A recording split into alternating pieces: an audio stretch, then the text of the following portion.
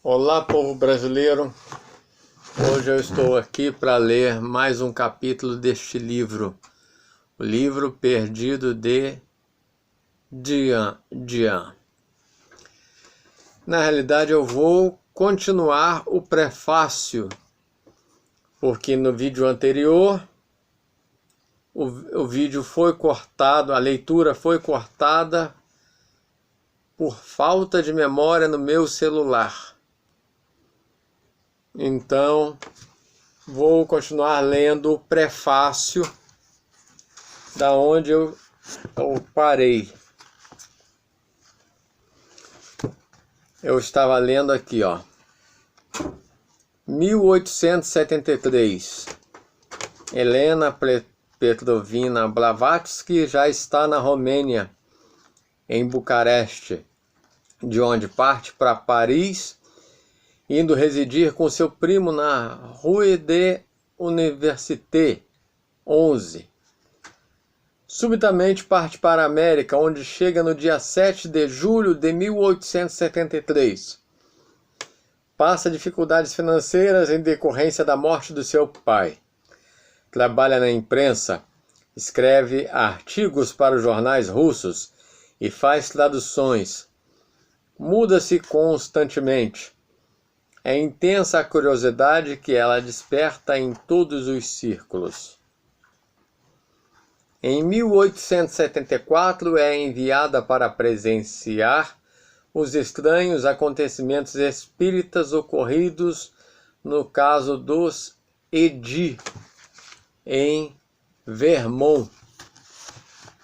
Lá encontra, no dia 14 de outubro, o seu companheiro de ideal, o coronel Henry Stell Olcott, que estava em missão jornalística. Escreve, em consequência, um artigo intitulado As Manifestações Edi para o The Daily Graphic. Em 1875, entre inúmeras atividades, a Madame Blavatsky funda a Sociedade Teosófica, que iria ter uma atuação marcante na formação do mundo no século XX. Em 1876, escreve sem parar o livro Easy Sem Véu, que seria o seu primeiro marco como ocultista. Ela colabora em vários jornais norte-americanos e russos. Em 1878, naturaliza-se norte-americana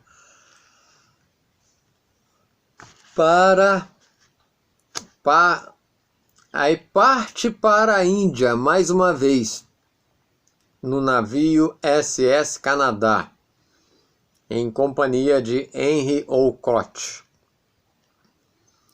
Em 1879, permanece algum tempo em Bombaim, morando em Girgaon Black Road 108, no bairro nativo da cidade. Encontra-se com Alfred Sinnett, chefe da redação do jornal The Pioneer, que exercia grande influência na Índia. Visita as cidades do norte da Índia e também as grutas de Karli, Rajputana, Allahabad, Kalpone, Jasmov, Bhojpuri, Jaipur, Amber, Meerut e outras grutas. Em 1880, intensa atividade de propagação da teosofia. Parte para o Ceilão, onde recebe a consagração como budista. Volta à Índia, onde visita Simla, Amritsar e Benares. Em 1881, ela está novamente em Simla.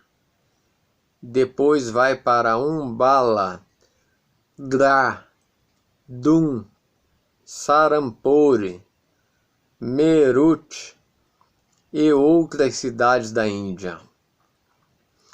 Em 1882, Helena Petrovna Blavatsky está em plena atividade da Índia. Seu dinamismo é surpreendente. No dia 9 de outubro está novamente em território tibetano nas fronteiras do Sikkim. Nesse ano é comprado o Parque de Adyar, em Madras, local que até hoje está situada a Sociedade Teosófica. Em 1883, esse foi um ano em que novamente desenvolve inúmeras atividades na Índia.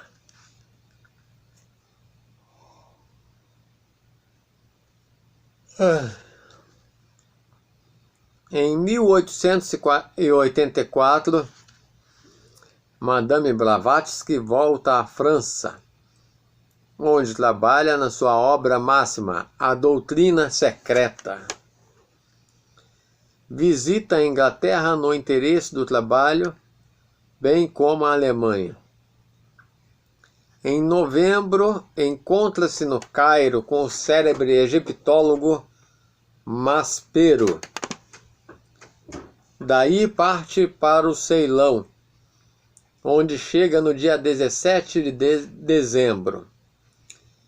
Em dezembro, a Sociedade de Pesquisas Psíquicas publica o seu primeiro relatório confidencial a respeito dos estranhos poderes de Helena Petrovna Blavatsky. Em 1885, Helena Petrovna Blavatsky adoece, ao ponto de todos pensarem que ela está morrendo. Subitamente restabelece. Deixa a Índia para nunca mais voltar a bordo do navio SS Tibre. Hospeda-se na Torre del Greco, próximo a Nápoles. Visita a Suíça de passagem e instala-se em Würzburg, na Ludwigstrasse, número 6. Mergulha firme na elaboração da doutrina secreta. O segundo relatório da Sociedade de Pesquisas Psíquicas é publicado. Nele, o pesquisador Richard Hodgson revela que todas as cartas e fenômenos ocorridos pela atuação de Helena Blavatsky seriam forjados. O escândalo é enorme. A Madame Blavatsky defende-se provando por todos os meios a sua inocência, mas a calúnia é insidiosa e iria durante anos refletir-se na sua imagem. Depois da sua morte, ficou definitivamente afastada qualquer possibilidade de fraude.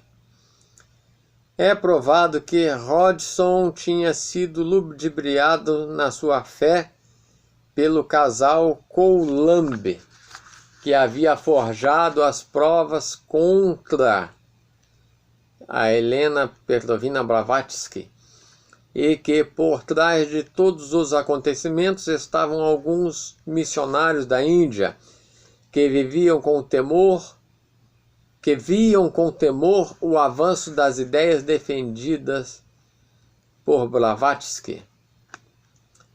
Jacques Lantier, no livro publicado em 1970, A Teosofia ou a Invasão da Espiritualidade Oriental, reconhece que o escândalo orquestrado visivelmente pelo governo inglês e pelas missões atingiu o mundo inteiro. Exageraram nas conclusões denunciadas.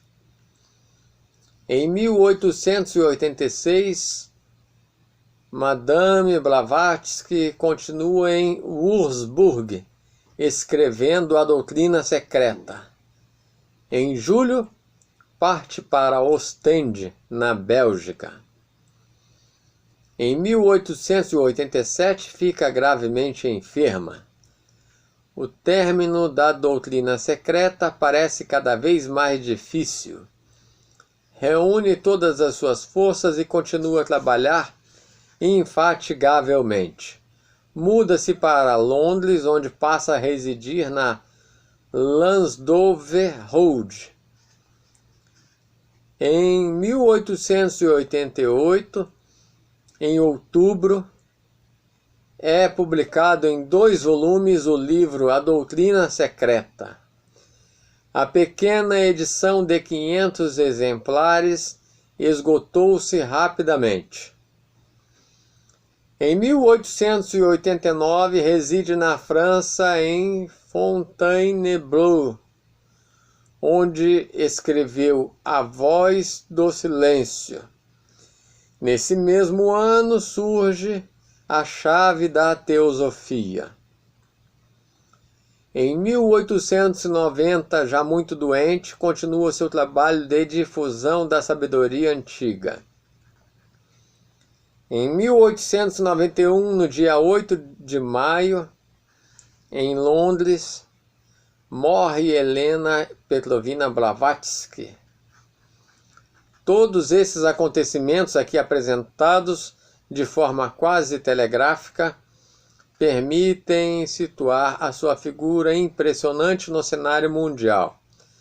Sua vida foi um turbilhão de acontecimentos, desde o nascimento até o dia que fechou os olhos.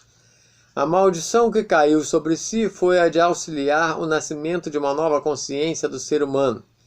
Sua participação no plano do pensamento é tão importante quanto a de Einstein na revolução da física de Newton. O programa original da Sociedade Teosófica, emitido por ela em 1886, é tão importante para o mundo quanto a Carta das Nações Unidas. Os seus objetivos são os seguintes: a fraternidade universal.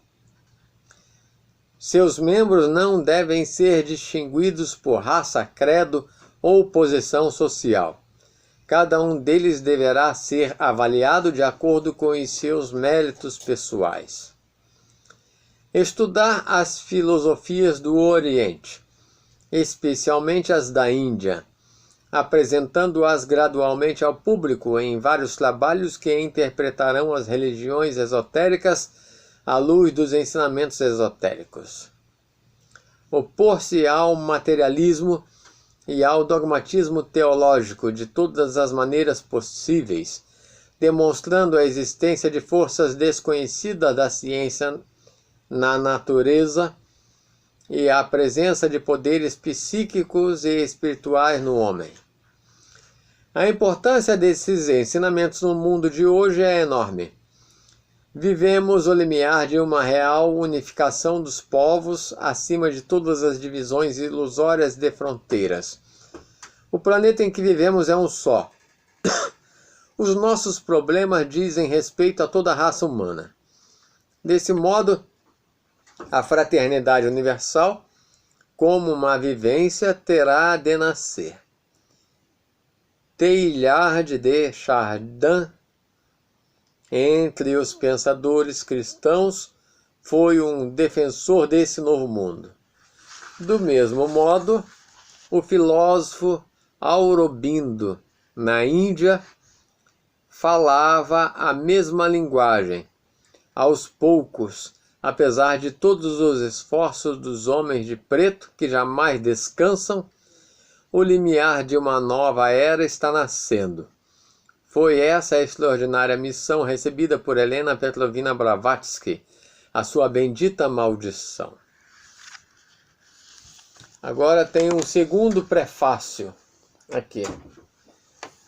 E esse segundo prefácio quem escreveu foi... Cadê?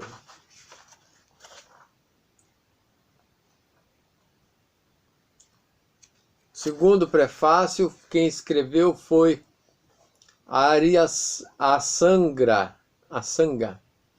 Arya Asanga. Arya Asanga é o autor do segundo prefácio. As estâncias de Jian são, de fato, a estrutura sobre a qual, em torno da qual foi escrita a extraordinária obra de Helena Petrovna Blavatsky, A Doutrina Secreta. Ou, para usar outra imagem, são como os troncos das árvores de uma floresta, cobertos e cercados por uma densa camada inferior de vegetação rasteira que os envolve. Diz o provérbio que às vezes não se pode ver a floresta devido às árvores, mas que, com mais frequência, não conseguimos ver as árvores devido a esta vegetação rasteira. O objetivo deste livro é revelar a estrutura, trazer para primeiro plano os troncos das árvores pelo corte da vegetação rasteira, para que assim a estrutura do todo possa tornar-se mais visível e mais facilmente apreciada. No entanto, para a maioria das pessoas, as estâncias, quando vistas separadamente, pareciam de substância demasiadamente rarefeita. Para dar-lhes corpo foram incluídos os prólogos e epílogos de autoria de Helena Petrovna Blavatsky. O mesmo foi feito com os títulos das estâncias dos dois livros, e com cada verso do segundo livro. Tudo foi trabalho de Helena Petrovna Blavatsky. Basta esse motivo para que devam ser mantidos e estudados. Eles exprimem, em poucas palavras, o conteúdo essencial do verso e da estância. Desse modo, servindo de valioso auxílio para a compreensão das estâncias, do mesmo modo que as breves notas explicativas acrescentadas aos versos e tiradas de comentários mais extensos.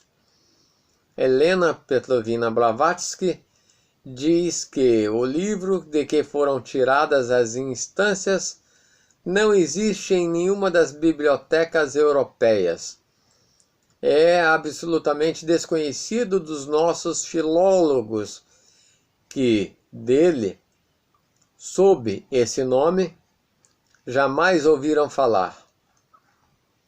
O livro de Jian, nome derivado da palavra sânscrita dhyana, meditação mística, é o primeiro volume dos comentários em 14 volumes sobre os 7 livros secretos de Kyuchi e um glossário das obras públicas no mesmo nome. 35 volumes do Kyuchi, destinados a fins esotéricos e para uso dos leigos, podem ser encontrados em poder dos lamas Gelupa tibetanos, na biblioteca de qualquer convento budista. Como também 14 livros ou 14 volumes dos comentários, bem como anotações sobre a mesma obra de autoria dos primitivos instrutores. Estritamente falando, esses 35 volumes deveriam ser considerados como a versão popular da doutrina secreta. Versão cheia de mitos, fantasias e erros.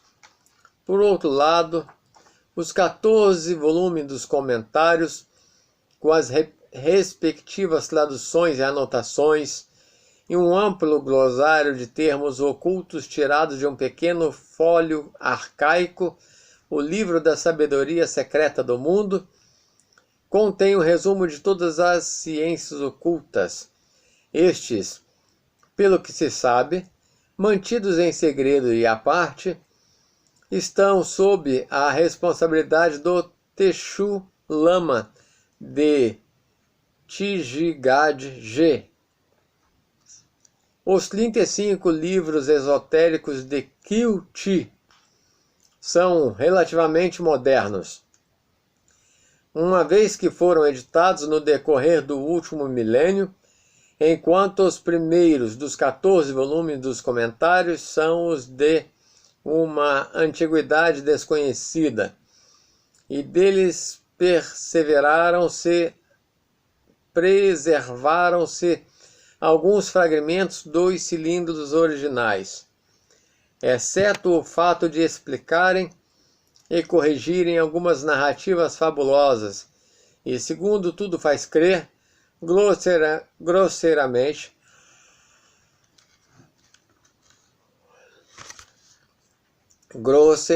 exageradas dos livros esotéricos de Kyuchi, assim corretamente chamados os comentários, pouco têm a ver com aqueles. Nenhum estudante, a menos que seja muito pouco instruído, poderia beneficiar-se com o manuseio destes volumes esotéricos. Devem ser lidos com o auxílio de uma chave para a compreensão do seu significado. Chave essa que só pode ser encontrada nos comentários. Doutrina Secreta, livro 1, capítulo 22. Do que foi dito acima, torna-se claro que precisamos distinguir entre os 3 grupos dos livros de Kyuchi. 1. 7 volumes secretos. 2. 14 volumes de comentários, anotações e um glossário para o uso dos iniciados. 3. 35 volumes esotéricos. Além disso, parece que as estâncias de Jian foram tiradas do primeiro volume do segundo grupo. Verificamos também que, em toda a extensão da doutrina secreta, extraíram-se muitas passagens desse mesmo grupo de comentários. A própria Helena Petrovna Blavatsky reconheceu o fato na parte final do segundo livro das Estâncias. Esta parte da doutrina secreta deve ser encerrada. Os 49 versos do segundo livro e os poucos fragmentos dos comentários que vêm citados são tudo que pode ser publicado nesses volumes. O original diz estâncias em lugar de versos. Contudo, o livro 2 contém apenas 12 estâncias, com 49 versos ao todo. Para melhor compreensão, os versos do livro 1 foram também numerados consecutivamente na presente edição. Este primeiro livro contém 7 estâncias com 53 versos.